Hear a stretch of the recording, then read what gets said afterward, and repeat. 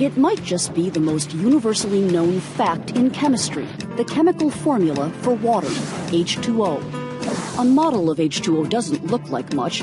Two small atoms of hydrogen, the H2 part of H2O, attached to one bigger atom of oxygen, the O part of H2O. Kind of like a cartoon drawing of a teddy bear.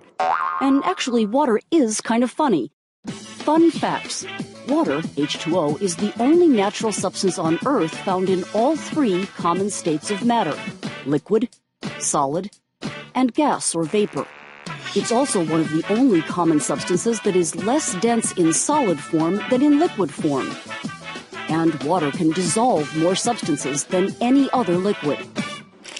Let's focus on H2O in liquid form. What gives water its remarkable qualities and abilities? It's all in the molecule's content and structure. Not just what each H2O molecule is made of, but how the atoms are positioned, in what configuration and shape, and how they are bound together. In water, just so you'll know for later, the H's and O's are held together by covalent bonds, by sharing electrons. H2O is a polar molecule. The same way our planet has north and south poles on opposite sides, the H2O molecule has two poles on opposite sides. And like a magnet, H2O has one positive end and one negative end. Thinking of that cartoon teddy bear again, the chin side of the oxygen atom has a slight negative electrical charge. The opposite side, the side with the two hydrogen ears, has a slight positive electrical charge. This might just be the second most universally known bit of chemistry. Opposites attract. The positive hydrogen side of every H2O molecule is going to attract and be attracted to the negative oxygen sides of other nearby H2O molecules in all directions.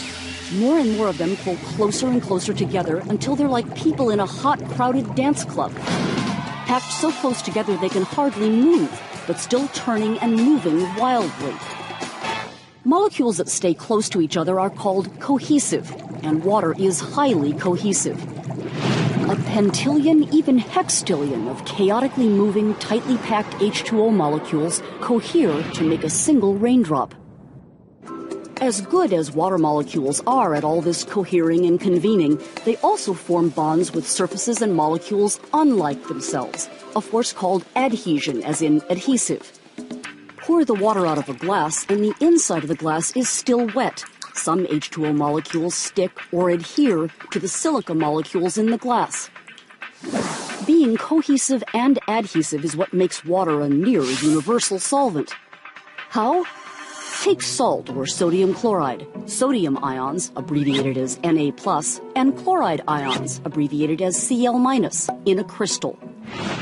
As soon as a salt crystal hits the water, it's rushed by a molecular mob of H2O molecules that break it apart, separate the sodium and chloride ions, kind of a chemical divide and conquer.